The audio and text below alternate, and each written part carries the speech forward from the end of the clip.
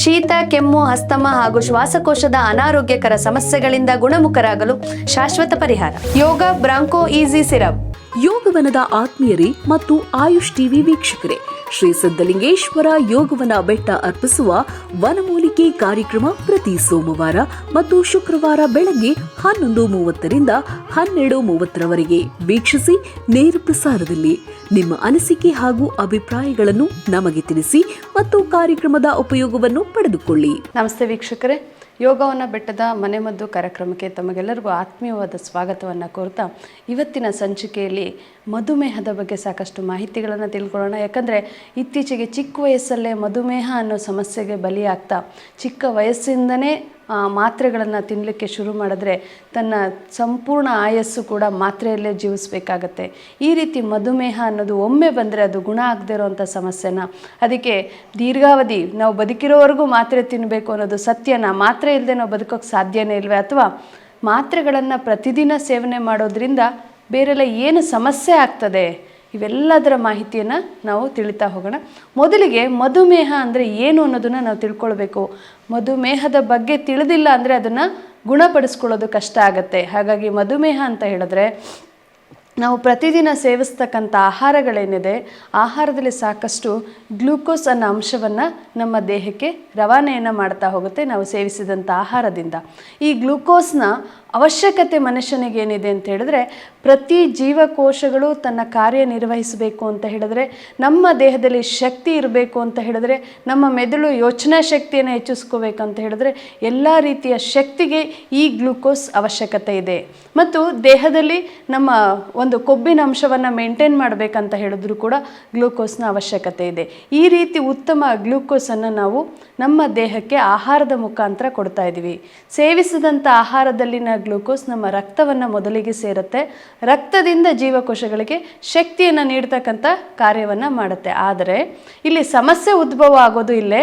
ಈ ಸೇವಿಸಿದಂಥ ಗ್ಲೂಕೋಸ್ ರಕ್ತದಿಂದ ಜೀವಕೋಶಕ್ಕೆ ರವಾನೆ ಮಾಡಲಿಕ್ಕೆ ಇನ್ನೊಂದು ಅಂಶ, ಮತ್ತೊಂದು ಹಾರ್ಮೋನ್ ಅಂತ ಹೇಳ್ತೀವಿ, ಇದರ ಸಹಾಯ ಗ್ಲೂಕೋಸ್ಗೆ ಬೇಕಾಗತ್ತೆ. ಅದೇ ಒಂದು ಇನ್ಸುಲಿನ್ ಅಂತ ಹೇಳ್ತೀವಿ.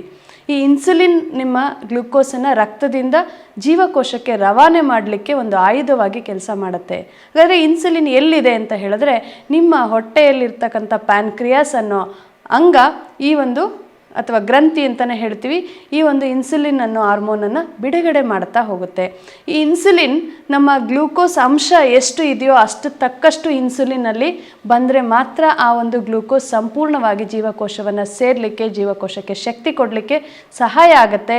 ಯಾರ ದೇಹದಲ್ಲಿ ಇನ್ಸುಲಿನ್ ಉತ್ಪತ್ತಿ ಕಡಿಮೆ ಇದೆ, ಯಾರ ದೇಹದಲ್ಲಿ ಗ್ಲೂಕೋಸ್ ಅಂಶ ಹೆಚ್ಚಿಗೆ ನೀಡ್ತಾ ಇದ್ದೀರೋ, ಈ ಒಂದು ಇಂಬ್ಯಾಲೆನ್ಸ್ ನಿಮ್ಮ ಶುಗರನ್ನು ಅಥವಾ ಮಧುಮೇಹ ಅಂತ ಒಂದು ಸಮಸ್ಯೆಯನ್ನು ತಂದೊಡ್ಡುತ್ತೆ. ಎಷ್ಟು ಪ್ರಮಾಣದ ಇನ್ಸುಲಿನ್ ನಿಮ್ಮ ದೇಹದಲ್ಲಿ ಪ್ರೊಡ್ಯೂಸ್ ಆಯಿತೋ ಅಷ್ಟೇ ಗ್ಲೂಕೋಸ್ ಮಾತ್ರ ಜೀವಕೋಶಕ್ಕೆ ಶಕ್ತಿ ನೀಡುತ್ತೆ. ಉಳಿದಂಥ ಗ್ಲೂಕೋಸ್ ನಿಮ್ಮ ರಕ್ತದಲ್ಲೇ ಉಳಿಲಿಕ್ಕೆ ಶುರುವಾಗುತ್ತೆ.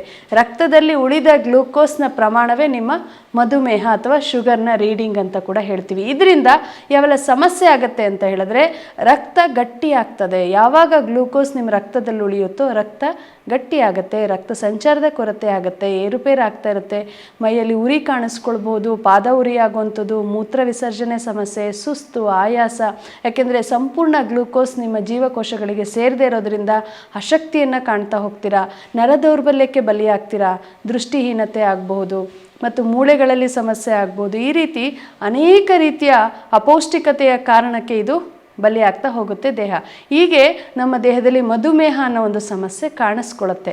ಹಾಗಾದರೆ ಈಗ ನಿಮ್ಮ ಎಲ್ಲರ ತಲೆಯಲ್ಲೂ ಒಂದು ಪ್ರಶ್ನೆ ಮೂಡುತ್ತೆ, ಈ ಇನ್ಸುಲಿನ್ ಉತ್ಪತ್ತಿ ಮಾಡ್ಕೊಳ್ಳೋಕ್ಕೆ ಸಾಧ್ಯನೇ ಇಲ್ವಾ, ಅಥವಾ ಈ ಗ್ಲೂಕೋಸನ್ನು ಹತೋಟಿಯಲ್ಲಿ ಇಟ್ಕೊಂಡು ನಮ್ಮ ದೇಹಕ್ಕೆ ಶಕ್ತಿ ಕೊಡಲಿಕ್ಕೆ ಸಾಧ್ಯ ಇಲ್ವಾ, ಯಾಕೆ ನಾವು ರಕ್ತದಲ್ಲಿ ಉಳಿಯೋ ಥರ ಮಾಡ್ಕೊಳ್ಬೇಕು?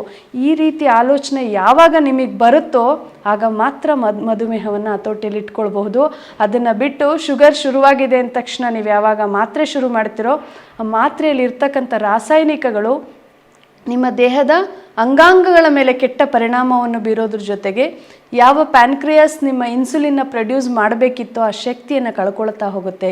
ಮೊದಲಿಗೆ ಸ್ವಲ್ಪನಾದರೂ ಇನ್ಸುಲಿನ್ ಉತ್ಪತ್ತಿ ಆಗ್ತಾ ಇತ್ತು, ಒಂದಷ್ಟು ವರ್ಷ ನೀವು ಮಾತ್ರೆ ಶುರು ಮಾಡಿದ್ರಿ ಅಂದರೆ ಅದರ ಶಕ್ತಿಹೀನತೆ ಆಗ್ತಾ ಹೋಗುತ್ತೆ.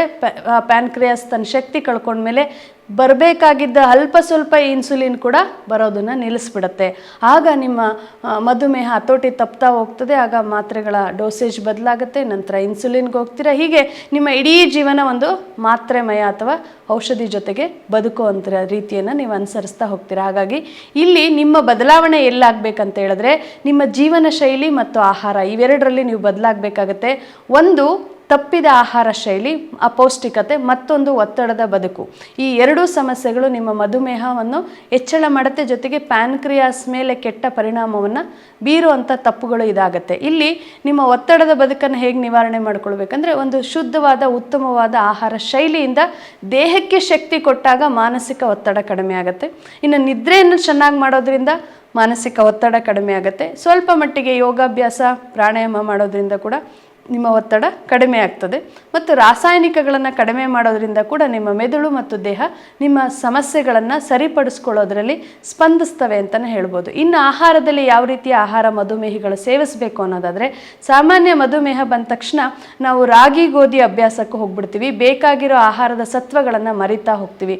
ಹಾಗಾಗಿ ಎಲ್ಲ ಆಹಾರಗಳನ್ನು ಸಮತೋಲನವನ್ನು ನಾವು ಕಾಪಾಡಿದ್ದೇ ಆದರೆ ಮಧುಮೇಹದ ಭಯವೂ ಇಲ್ಲ, ಜೊತೆಗೆ ನಿಮ್ಮ ದೇಹದಲ್ಲೇ ಪ್ಯಾನ್ಕ್ರಿಯಾಸ್ಗೆ ಶಕ್ತಿ ಕೊಡ್ತಾ ಇನ್ಸುಲಿನ್ ಉತ್ಪತ್ತಿ ಮಾಡುವಂಥ ಒಂದು ಶಕ್ತಿಯನ್ನು ಪಡ್ಕೊಳ್ತೀರಾ. ಜೊತೆಗೆ ಉಳಿದ ಅಂಗಾಂಗಗಳ ಆರೈಕೆ ಕೂಡ ನೀವು ಮಾಡ್ತೀರಾ. ದೇಹವನ್ನು ಆರೋಗ್ಯ ರೀತಿಯಲ್ಲಿ ನೀವು ಕಾಪಾಡ್ಬೋದು. ಅಂಥ ಆಹಾರ ಅಂತ ಹೇಳಿದ್ರೆ ನಿಮ್ಮ ಆಹಾರದಲ್ಲಿ ಹೆಚ್ಚೆಚ್ಚು ತರಕಾರಿಗಳನ್ನು ಬಳಸಿದ್ದೇ ಆದರೆ ನಿಮಗೆ ಮಧುಮೇಹ ಹತೋಟಿಗೆ ಬರುತ್ತೆ.